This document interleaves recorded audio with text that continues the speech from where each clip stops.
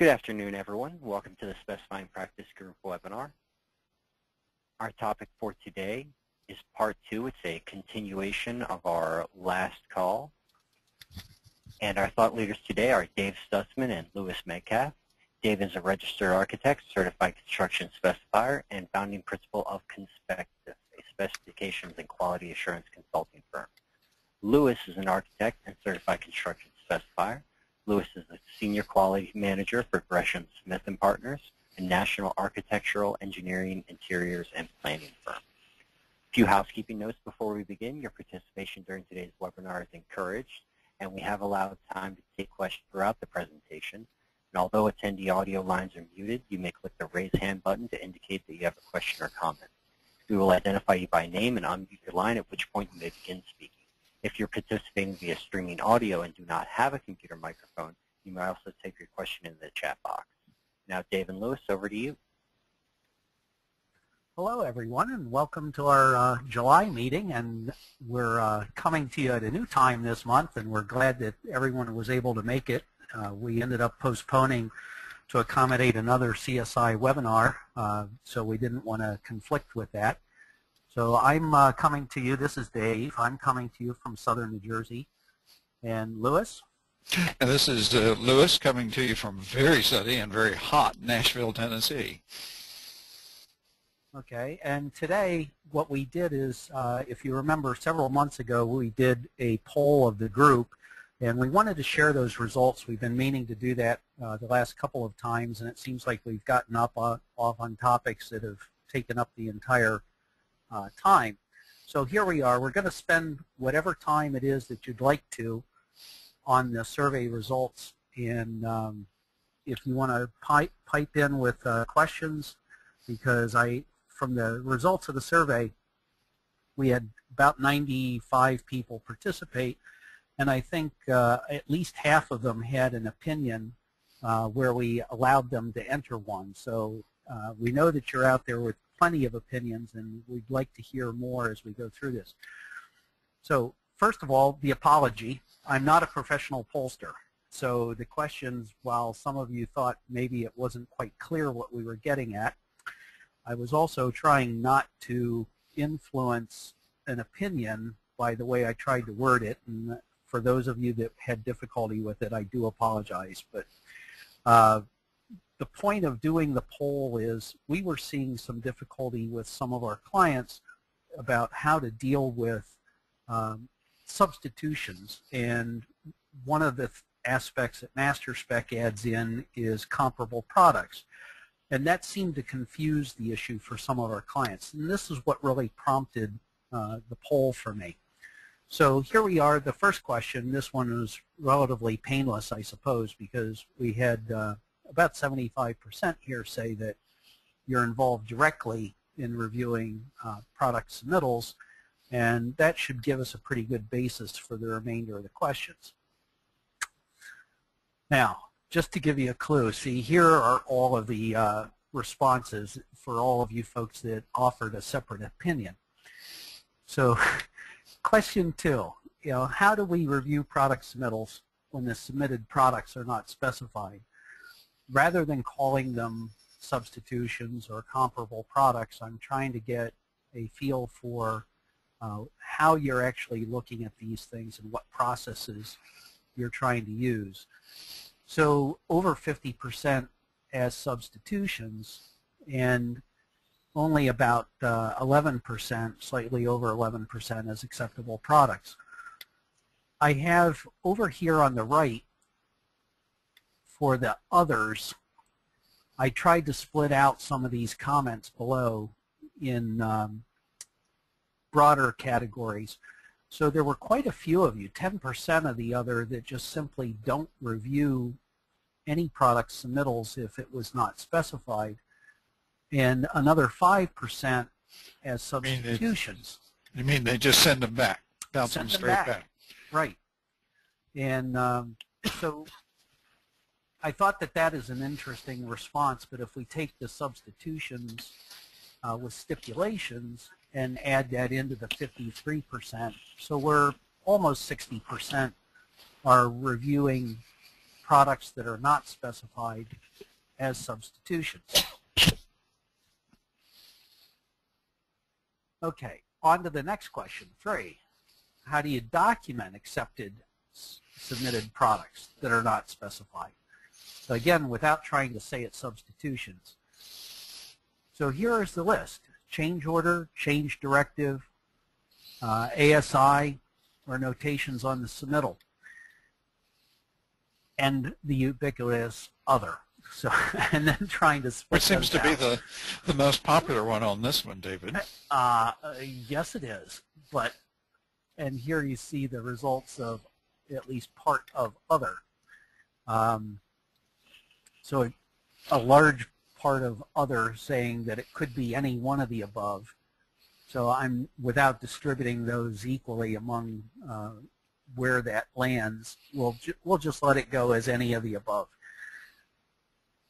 The 8% with change orders, though, puts that up to almost 25% would process everything as change orders. So what I was surprised at actually was that the high percentage, over 30%, just by notation on the submittal. And I'll get to why I was surprised here in just a minute. David, do you want to take Yes. a minute and talk a little bit about why the A201 suggests that, or requires that substitutions be processed as change orders, and then why a lot of architects don't want to fool with that process? Or we're going to talk about that at the end. You're stealing the thunder. I'm just slightly ahead of you, as always, David. Oh, well, you know, okay. We'll get there. And Okay, okay. How's that? All right, that's fair. Okay. The next one is, you know, should there be separate procedures for both reviewing substitutions and acceptable products, the things that are not necessarily considered a substitution? Overwhelming majority, yes. And if we look at master specification systems out there, master spec tries to address this, again, with this comparable product concept. Now, here comes the response to you, Liz. You know, should we be documenting substitutions as a change to the contract? And the answer overwhelmingly is yes. Okay, so now we go back to A201, the AIA's conditions of contract, and what constitutes a change to the contract? There are only a couple of ways to do it. Change order is one. And you might say construction change directive, but that results in a change order eventually, or should, or an architect's supplemental instruction. And supplemental instruction is only for minor changes that do not change the dollar value or the contract time. And are consonant or go along with the original plan or design intent. Right. Now, the strange part then about 201, though, is that it does discuss substitutions and specifically requires substitutions to be documented by change order. You know, I think that was a provision that was added in the 1987 version. Previous versions did not address the issue. I believe, I don't know if it was 87 or the 90s. I know it appeared in 97. No, I'm pretty sure it was the 87 version. It could have been. But I'll go back to the question 3, and we look at how many people are actually addressing substitutions as change orders, and it's only a small percentage. So I think there may be still some misunderstanding as to what AIA 201 is actually requiring. But the And the fact that most people are just making notations on the actual submittal without any other documentation is not what I had expected that we would see here. So, Louis, you're working in an architectural firm. What's your procedure there? How are you dealing with it? I'll have to, I'm still fairly new with this firm, and I will have to check with our people and see. I apologize, I can't answer that question. Let's throw this open to everybody online and see if anybody else has. David, before we do that, why don't we back up just a little bit and think through kind of the reasoning that AIA has for requiring the substitutions being documented as a change order, and that was in fact a change at some point, whether it was 97 or the 87 version. And that being the idea that if two parties, the owner and the contractor, sign a contract, and the contractor says, I will supply one of the 3 following manufacturers for sealants, and the owner signs the contract, and then all of a sudden the contractor submits brand number 4 for sealants that's not one of those 3 that they contracted to list, it may be a perfectly good product, but the problem is that we as an architect, not being a party to that construction contract between the owner and the contractor, we can't unilaterally, legally may not unilaterally make that change for those other 2 parties, even though they might want it, or at least the contractor certainly wants it. Right. So that's the reasoning why it needs to be a change order, because once we issue the documents under seal and they become construction documents, the owner and the contractor sign the documents, we can't change them without the permission of both of those 2 signatory parties. That's correct, and that's the attitude. But in trying to not influence this by Master Spec's approach, Master Spec introduced this concept of comparable product as a way to circumvent the need for substitution and change order to allow the acceptance of products that are not named. Yes, especially the ones that don't have a major impact on the design or the utility, we might say, of the design, where the owner might have a deep and abiding interest in it. I mean, it's one thing if we change the color of the glass at the last minute, the owner might want to say something about that, but if we change from one brand of sealant to the other, the owner will probably have the confidence in us to that we have evaluated them from a technical aspect and could make that change without them having to get involved in the change order process. Okay. Ron, do we have anybody that wants to join us in this discussion? Yeah, well, we have a few comments and a few questions as well. The first question was posed by Sheldon Wolf. He was asking, will the survey results be available as a spreadsheet?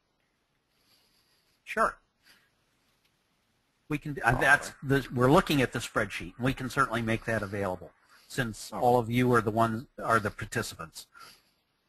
Perfect, perfect. And the next is a comment from Sandy McClellan, who states, it is the old problem of forgetting that submittals are not contract documents, but are defined in AIA 201 as drawings and other items created by the contractor to illustrate how the contractor is going to execute some portion of the work.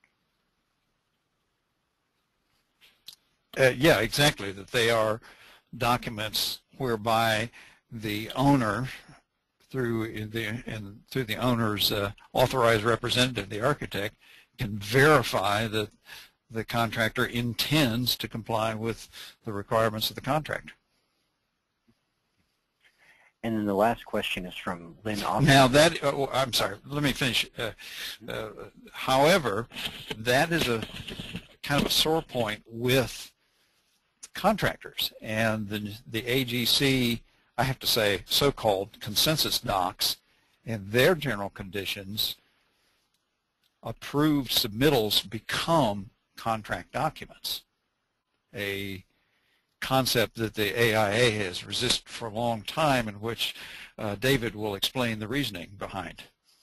I will. Sandbagged you on that one, didn't I, bro? Thank you for that, Singer. Well, the real problem with making the approved submittals as part of the contract documents is eliminating some level of control for the design team, because it puts an extra element of review burden on the design team to make sure that these documents are exactly what is intended, rather than reviewing for general intent, as is normally the case under AIA. Very cogent. And you mentioned that it was AIA. There's a similar concept in EJCDC too. They do not recognize submittals as contract documents. Okay, go ahead, Rob. Yep. And then the last question, and we also have a hand raised. Oh, I'm sorry, we got another question just now. Okay. Does AIA only address product substitutions? And then the follow-up is, perhaps the clause is addressing whole system substitutions as well, thereby requiring a contract change order. And who's that from, Rob? That is from Lynn Austinson. I'm sorry. Okay. Lynn, I'll take that one, and because I just went through this recently. As I read the AIA document, it doesn't make any distinction between product, system, or assembly. It just addresses substitution, and there's no definition of what substitution is, that as far as I know, in the AIA documents. And then we have another comment from Douglas Freeman. He says, I would submit that an ASI can be used to document the acceptance of a substitution, provided the substitution does not affect cost or time. AIA general conditions do permit the architect to make minor changes that don't affect cost or time. I think that alternative is actually listed in the AIA, I think it's the A511 guide for supplementary conditions, as a means of somewhat simplifying and streamlining the process. You know, the bottom line is that if we had to go do a change order for every single change from what's specified in the documents, it takes a lot of owner time, a lot of contractor time, and the architect's time. And so there's a sense in which, for the low-level items, it's everybody's advantage to be able to simplify that process as much as possible. I've got the simplification, though, Louis. Okay. We just published a spec today. No substitutions. Period. Can't get simpler. Absolutely. And that's something actually to consider, because if, as a design team, we're making selections, we're doing the research to know what products are going to work, what are not, and we're documenting them in the specifications, there's nothing says that we must accept substitutions. That's right. And of course, one of the problems from the design team side on reviewing substitutions is many times they come in a year later than when the specs were published, and so that means that it was a year and a half or a year and 4 months earlier when the product was researched. And so to really, unless it's a simple thing like you know, a sealant, for example, that we've used as an example earlier, it may mean that the architect needs to go back and do some fairly extensive research to make sure that this is in fact a comparable product or an acceptable substitution. And it may even be a different team member than the person who made that original selection. Yep, absolutely. Any others, Rob? Yeah, we're actually pretty steadily getting them in now. Well, that's great. Yeah. Yeah. The next from Wayne Yancey, his comment is, in the recent past, substitution requests did not indicate change, rather, in contract time and cost, but are for the GC's convenience. When I receive a submittal for an unspecified product, I reject the submittal and request a substitution request. Approved substitution request must also be accepted by the owner. And I would say, Wayne, that you're probably closely following the intent of A201, and I think that's exactly the point of this poll, is to find out how everybody is trying to deal with this issue. And ultimately, that is the safest procedure for all three parties, the owner, the architect, and even the contractor. That really is the safest procedure. But as I say, in our contemporary practice, it gets a bit onerous because of the number of substitution requests that we get from subcontractors.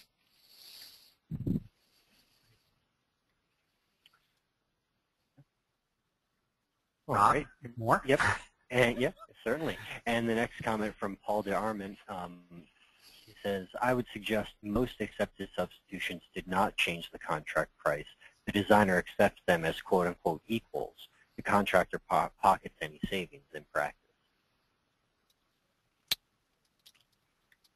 Well, there is that. there is certainly that. But on the other hand, if the owner gets an end result that is acceptable and the contractor makes a few extra bucks, that's not fraud. That's not a terrible event. Okay, but this goes back to the question too, is should, and maybe a bigger issue question is, really, should we be allowing those kinds of substitutions purely for the contractor's convenience? I don't know that anyone here can answer that one. I know I can't. In my experience, it seems like the owners want us to bend over backwards to be a team, quote, team player, end quote, with the contractor and do whatever we can to expedite the project. And even though it might not be always in their best interest in terms of getting back the money that might be saved from approving a substitution. Anybody else have any experience with that? I see we've got a couple of hands raised. We do. We've got a couple of hands raised, and we've got another comment I'd like to go through real quick. Okay. Sandy McClellan was chiming in about your comment about no substitutions clause. And Sandy writes, that assumes that absolutely everything specified will be available when it's needed. Surely you've encountered a case where things are no longer available or the name has changed substantially. That does happen, and we like to think that it's not going to happen often, but I think Lewis pointed out the condition where it's very likely, where you're developing the contract documents and it may be some time passes between finishing the documents and actually putting it out for bid, or between putting it out for bid and actually starting construction. You're right. We can't control the market. We can't control what the contractor or the manufacturers are going to offer as time goes on, and certainly products can go off the market. At that point, you have little choice but to be able to consider something else, that whatever the contractor may propose or whatever you go out and find to take its place.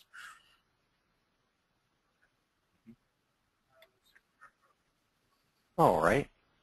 Maybe we can go to those folks with the hands up if they want to chime in by phone. Yep, definitely. I'm going to try and just kind of work in order here. The first hand I saw raised was Steve Groth. Steve, I'm going to go ahead and unmute you now if you want to speak. Should be unmuted. Hi. Hi, Steve. I find that the distinction that master spec makes between comparable products and substitutions is very helpful. The comparable products I look at as, for example, if we were specifying drywall on a project, we listed several manufacturers A, B, and C as approved. But when we list the manufacturers, typically I don't make that list exclusive, so that it's open that other manufacturers can still provide a product. So if the contractor then submits manufacturer D for that product, I look at that as a comparable product, and it's not going through the substitution process because it meets the requirements of the specifications. It just happens to be a different manufacturer. Now, if he wants to use something like cement board instead of drywall, that I would consider to be a substitution and would have to go through the formal substitution approval process that would result in a change order.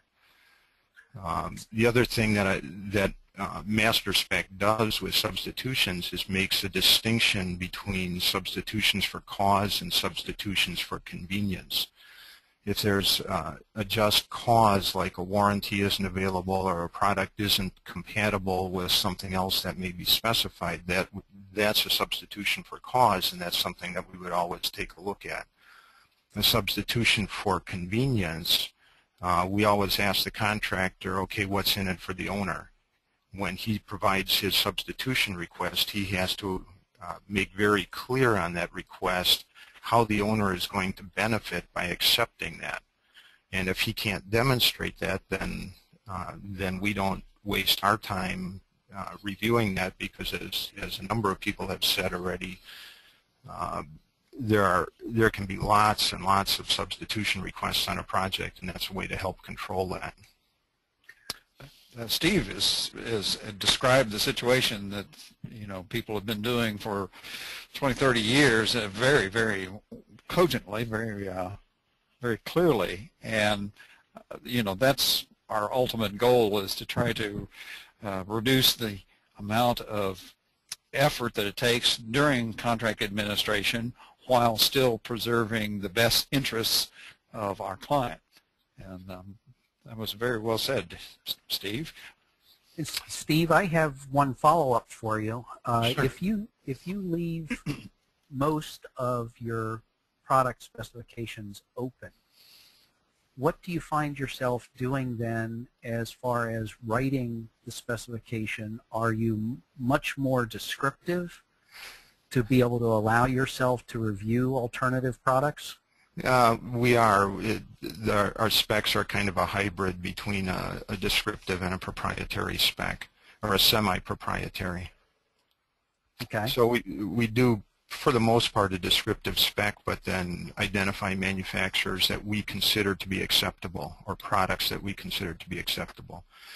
Sometimes we'll do a basis of design and use that product to establish what the standards are, and then if somebody wants to use something different, everything is measured against that particular product that we used as the basis of design, and then we're not as descriptive in the spec. Okay. We might also point out that in the master spec system in particular, that there are two different paragraphs introducing any list of manufacturers. The one will say, provide one of the following, and the other paragraph in effect says manufacturers that offer this kind of product are listed below, but then they're it's include but are not included, limited but are not limited to. Yeah, thanks, Steve. So, and that's typically the way that I'll list it, because I know there's manufacturers out there that can do the job that I may not be aware of, or there may be 20 manufacturers, and I don't want to provide that long of a list. We'll just identify them. And especially this is true for a lot of commodity type items, right, where I really don't care who makes the cement that's used in the concrete. I can't get excited about that. Just, if it meets the ASTM C150, it's okay with me. Right. Well, yeah, and I think the The discussion here, though, is really about when we do specify a particular product or manufacturer, because otherwise you're right, it's descriptive, or it's reference standard, and anybody that meets it is certainly eligible to bid and furnish the product. Anyone else hand raised there, Rob? Yes, I do see one more from Thomas Smith. I'm going to go ahead and unmute you now, Thomas. Hi, Tommy. Yes, following up, I think that, and you just hit on it in the last couple of comments, and that is the difference in when you're specifying a reference standard, descriptive, performance, or proprietary, how you specify it has a definite impact on what is a substitution. When you're using some type of performance specification, that makes it more difficult. A lot of the discussion that I've just heard has been based more on proprietary products than on when we're describing a product by reference standard. So when you're going with descriptive, obviously, so that was what I had, why I had raised my hand is to bring that up. So. Okay, I would agree with you, Tommy, that depending on how you're doing the spec, it would certainly influence whether or not you even need to consider substitutions. The reference standard is the classic example. There really is no substitution. It either meets the standard or it doesn't.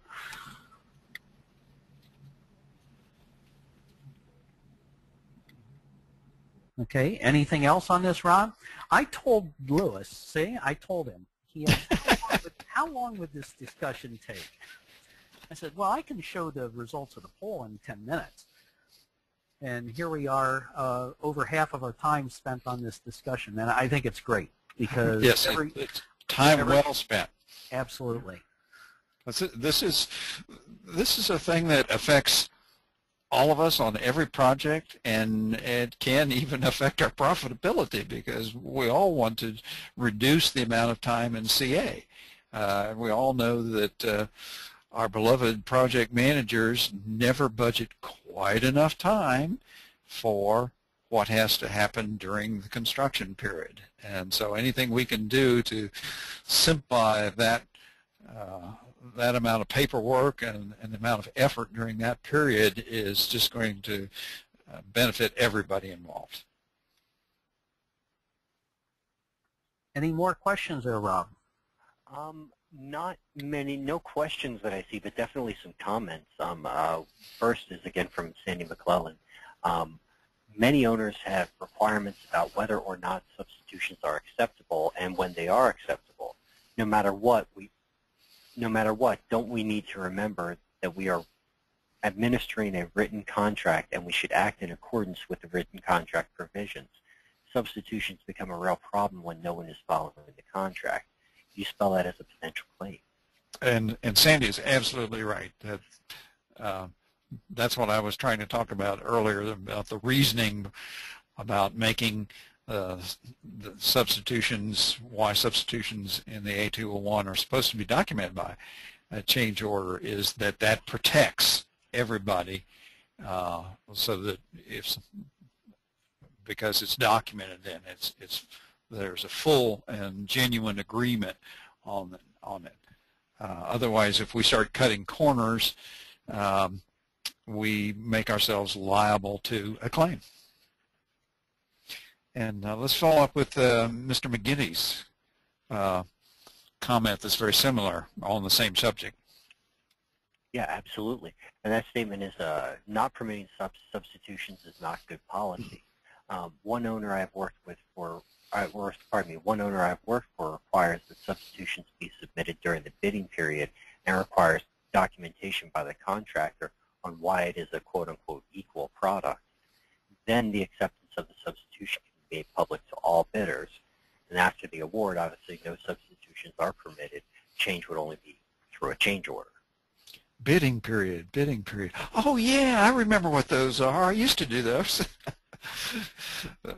Seriously, in the last few years, I could probably count on the fingers of one hand the number of projects that were where we did a full set of drawings and set them out for competitive bidding. That is certainly the way it should be done, and we haven't talked about substitutions during the bidding process so far. Really, we've been talking about them during the construction period, but Patrick is quite right about that also needs to be addressed, and they're really two different methods, because we can approve, the architect can unilaterally approve substitutions during the bidding period before the contract is signed. We don't have to get the owner's permission. We don't have to document them as a change order. We can simply make that decision and put it into an addendum. But it's after the contract is signed that it has to be a more formal process. Well, except that even if you're doing it by addendum, you would hope that the owners involved at least agreeing to the change. We've taken on some public bids where we actually require the contractors to bid the documents as presented, and then give them the opportunity to submit substitution requests as part of the bid, but separately. And at that point, they can identify what the substitution is and the cost benefit to the owner.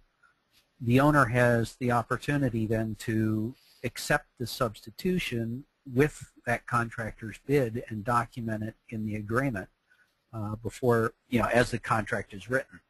Right. So that's another option. But David, that does kind of, we need to think about what's really fair in terms of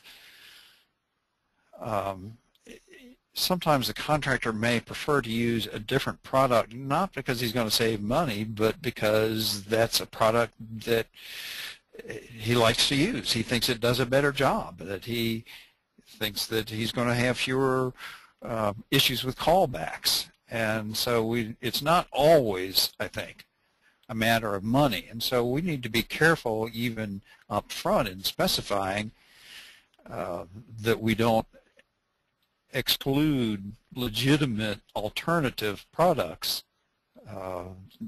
just because we either don't know about them or because the other guy took us out to lunch last week.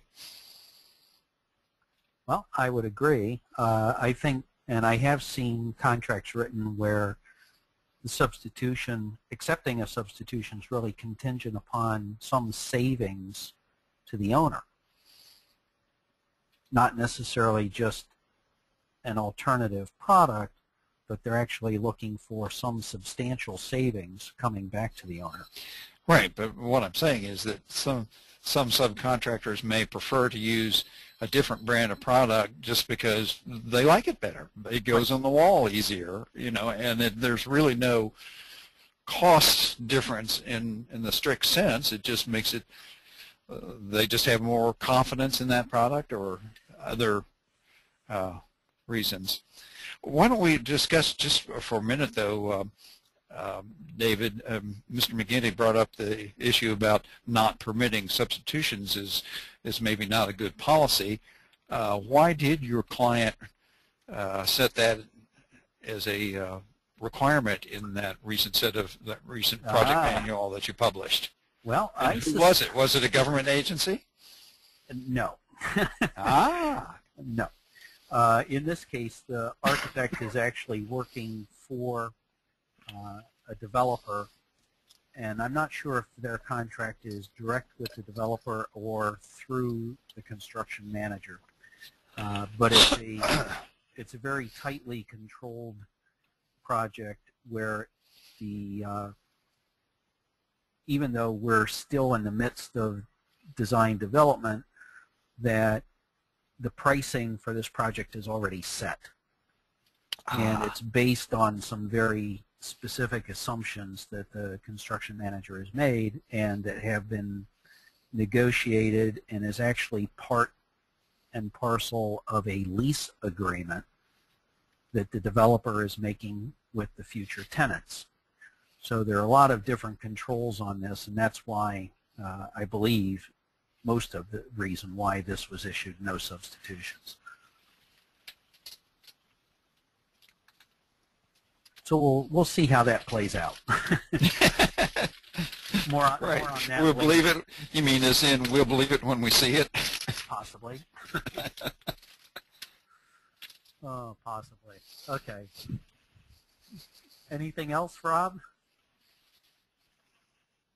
Yes, we have two more comments from Wayne Yancey. The first is, in the design bid build world, substitution requests approved during bidding period are accepted or rejected without the owner's subsequent approval. I use Maynard Bloomer's, quote, prior approval process, end quote, which uses a special addendum pertaining only to substitutions. Bid requirements include a closing date and hour for substitutions.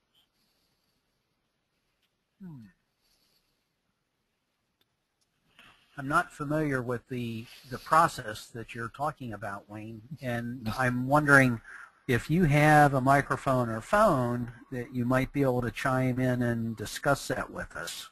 Yeah, because that's a new one on me too. And David and I are as eager to learn as anybody else involved in this august body. So we'd be happy to talk to you about that, Wayne. Either that, or if you don't have audio available, maybe you could give us another comment here so that we can understand what it is that you're trying to, what point you're trying to get to. And while we're waiting for that, Wayne had a second comment about no substitutions are used by some clients who build multiple facilities based on a prototype for corporate image reasons. And yeah, that's for, of course for the key products that were in the that are visible, that are part of that branding image and so forth. But even there, I suspect that the below-grade waterproofing, that they probably really don't care who makes it. Do you think McDonald's would care if they were green arches? The green arches, yes, they might draw the line at that, but the subgrade waterproofing, the below slab vapor barrier, whether it's purple or yellow. Okay, I see Wayne is telling us he's going to email us the article on Maynard's approval process. So I look forward to getting that from you, Wayne, because I'm not familiar with it. And maybe you can tell us if that's something that we're able to share with the group for anybody else that may be interested. Yeah, and we do have a hand raised by Steve Groth again. I'll go ahead and unmute him now. There, Steve? Yes. I just wanted to weigh in on the substitutions during the bidding process. Generally, whenever I can, I don't permit substitutions during bidding. The reason being that it's amazing how many people start crawling out of the woodwork when a project, when the word is out that the project is on the street. And we can end up with so many substitution requests during that bidding period, the vast majority of which come directly from subcontractors. So we have no idea of knowing whether any of the contractors are actually going to use that product in their bid. Well, one of the things that I do, Steve, in my specs or my bidding instructions is to limit that the substitutions have to come from one of the prime bidders, not from a manufacturer, not even from a subcontractor. They have to come through the main registered bidder. That's a way to handle it. The other way is that I've generally done is if we don't allow it during the bidding period, somebody had suggested that the contractor can submit something with his bid. We've allowed that in the past, or just entertain it immediately after bids come in. We tell them during the bidding process, bid what's in the documents. If you want to use something different, we'll take a look at it. As if you're the apparent low bidder, we'll take a look at it at that time and then make an evaluation. So, there's a number of different ways that it can be handled, and there's pros and cons to each approach. Sometimes that approach is called a voluntary alternate, and I have certainly done that over a number of times. Rarely have I ever had anybody take advantage of that, even though I always had a separate page in my bid form for voluntary alternates. It was extremely rare that we ever got one. Yeah, that's been my experience also. Of course, the great advantage of processing substitution requests during a bidding period, when there is a bidding period, is that at least then the product selections are reasonably fresh in the minds of the design team, and you might be able to reconstruct why on earth you did pick and specify what you originally specified, and it will take less time to approve one than a year and a half later when the staff has changed and Sure. nobody knows why we chose that particular product. I would agree with that. Well, that's why we let you talk, Steve. Absolutely. Where are you located, Steve? I'm in Milwaukee. Oh, okay. Great town. Great town. And I see well-kept secret. yeah, I see another comment from Wayne Yancey, and he's telling us that there was an article published in the CSI magazine, and that's where he has this Mader and Bloomer's approval process. So he's sending it along, and I guess, Rob, we can make that available to everybody. Can we not? I don't think that would be a problem. I wouldn't mind, just checking with our publisher first before we officially did something like that, but I don't think it'll be a problem, as most people on the phone are members anyway. Well, and this is, Wayne is telling us it's from the late 80s, so... Yeah, I don't think that would be a problem, exactly. Okay. It's giving away your age a bit, Wayne. If you were around then to collect all those CSI magazines, do you still have them? I guess that's the real question. Now, David, you're assuming that he didn't start at a very early age. Oh, he just did give away his age. I am not going to share that with the group, but that's okay. Oh no. I'm a 1946 model myself, Wayne. Yes, we're both approaching the same time frame, so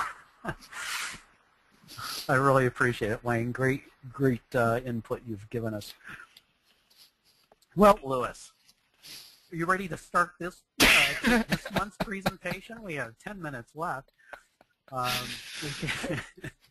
We could either just barely scratch the surface, or we could try to see if there are any other comments on this substitutions. Well, first let's just see if there are any other comments, and then we'll just do a little teaser introduction to try to get folks to dial in again next month.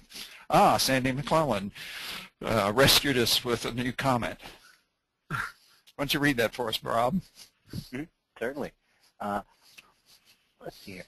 A point about remembering why we picked something in the first place. Good practice would be to make pardon me, sure that a trail of decisions is kept in the project files, and that all spec sections list the salient features. Oh. Otherwise, we really can't ever make judgments about substitution acceptability. Amen. That is very, very good advice, Sandy. Absolutely. Lewis, where's your plug?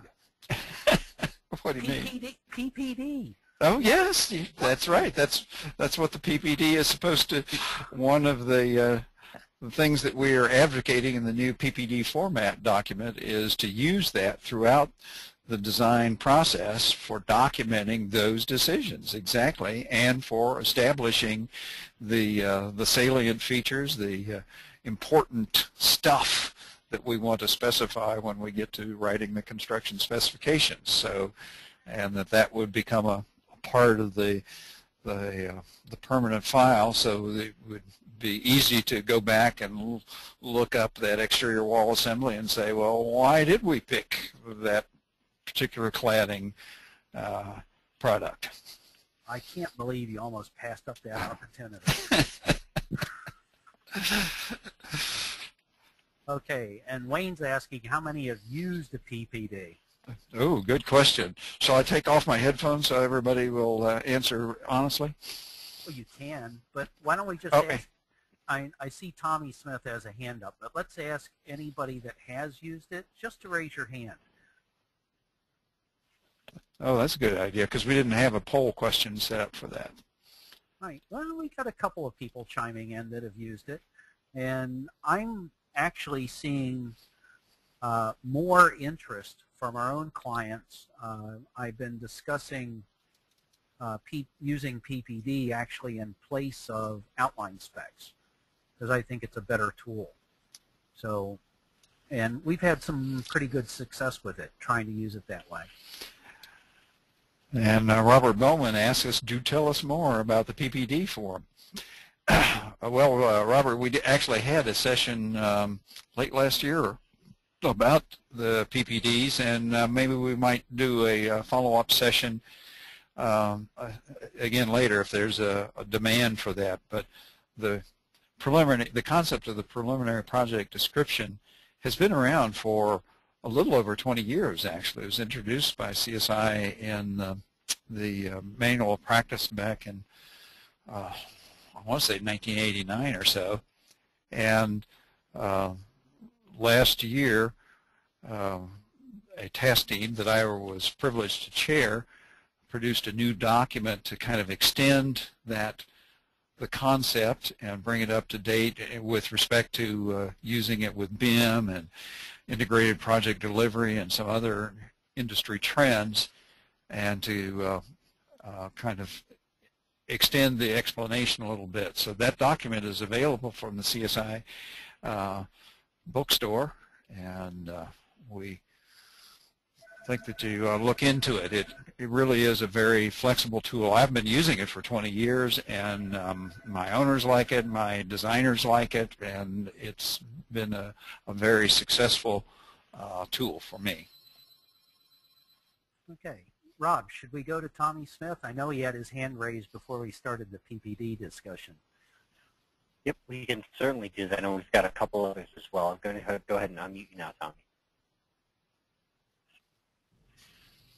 Yes, one thing that hasn't been mentioned, and that is there's nothing wrong in having in your specifications that substitutions are not permitted. A good case in point, when I was doing an airport project one time, they used all Yale hardware. That's what all their hardware was set up on, and so they simply said, do not allow substitutions for hardware. And I think that's, and that saves a lot of the bidders the, effort of going through and requesting substitutions, and if substitutions are not going to be allowed, simply state it in the specs.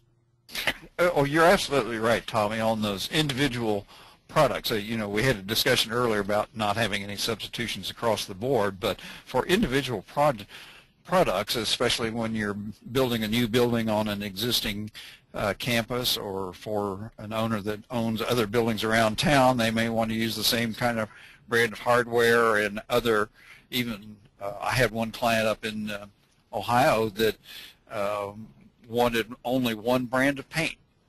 And they would not permit any substitutions on that they had tried a couple of different brands, and they were convinced that this one brand is the best, and so that was no substitutions.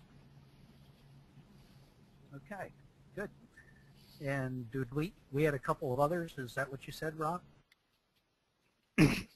Yes, that's correct. I think the first I saw this time was again Sandy McClellan. I'm going to go ahead and unmute you now, Sandy. Hello, Sandy. If you're there, go ahead. Oh, sorry, no, that was my mistake, just voting.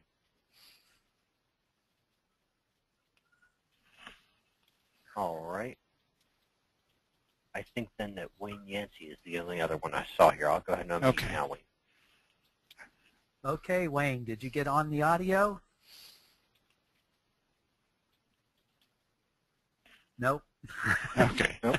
I think that was again in response to the poll there. Okay. All right. Okay. Well, I see that we're just about out of time, so we really appreciate this. The session that we had today, although it wasn't necessarily what David and I had planned, is exactly what we have as desire. This is what we really want. We like to talk tech, and we like to do it with anybody, and so the amount of participation that we got today was just really thrilling, and I learned some things. I hope you guys learned some and gals learned some things, and we encourage you next month when we do get around to talking about struggling with using editing master specifications, especially the published forms that you can buy, SpecTex, Master Spec, and SpecLink, that when we get around to discussing that, we'll have every bit as lively a discussion. And lots of questions, lots of hard questions. See if you can stumple the two of us. Now, I'm leaving that part up to you, Louis. You haven't forgiven me for throwing you that zinger earlier today. That's true. That's true.